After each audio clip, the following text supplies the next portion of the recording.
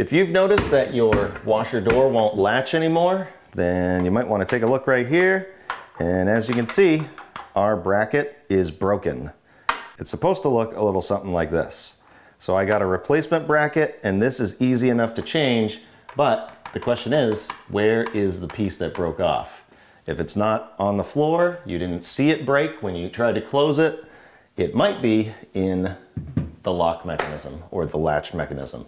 So I'm going to show you how to take that apart, retrieve that piece so that when you put your new bracket on, this will work properly and you won't end up breaking it further.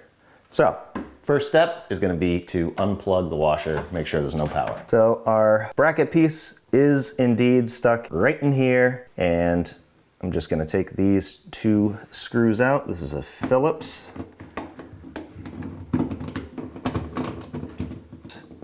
Don't lose these. And then we're going to carefully bring it out like this. And we are going to disconnect this completely right here. Just push on this and pull. Now you have the whole mechanism. And in fact, if you needed a video on how to do this, you would just plug the new one in and reinstall it. But we got to get that piece out of there. So this lever right here, you would think that you could kind of push this and release that, but it doesn't go far enough. So we're gonna take these screws out and go a little deeper into the assembly, or the disassembly. Get a flathead screwdriver.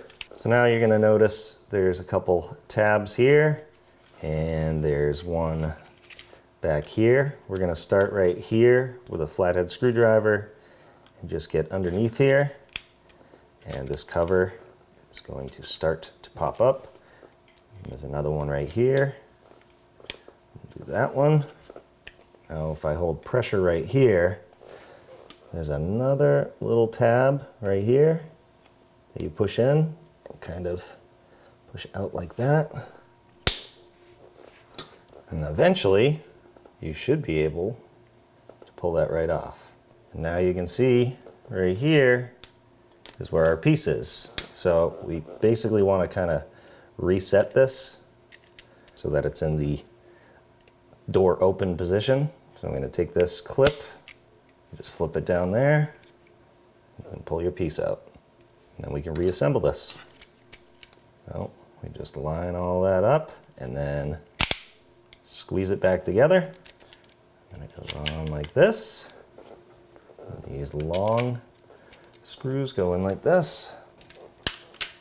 Hold that in place and tighten those up. And then we can bring this back up here, and this can only go in one way. So if you tried to do it the other way, it won't allow you to clip it in, but it goes like this. Clip it in, make sure it's in there, and then it goes like this. Just like that, feed it in, line it up to where those screws can go in. Put them both in before we tighten them fully. Make sure you don't cross thread it. And then we can hold this flat, tighten those up. Now that the assembly is back in place, we can remove this old bracket. Knee right here to stop the door from moving around. As I said, this one's pretty simple. Just take these two screws out. And there's the old bracket.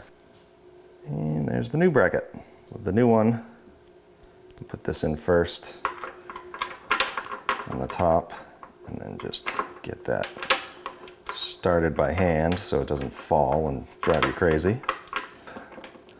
A little bit more. Put the bottom one in, and you'll notice that this can move around a little bit. And in fact, the assembly can move around a little bit too. So you just want to try it out. I know that holding it all the way this way is best for my machine. So we just want to make sure that it latches, but you can adjust it. There we go. Nice and easy, it closes. Do a little test run and make sure that you have no leaks. If you have any leaks, you might have to readjust it so it latches fully. But that's it. So super simple, but if you didn't know, now you know. Thanks for watching.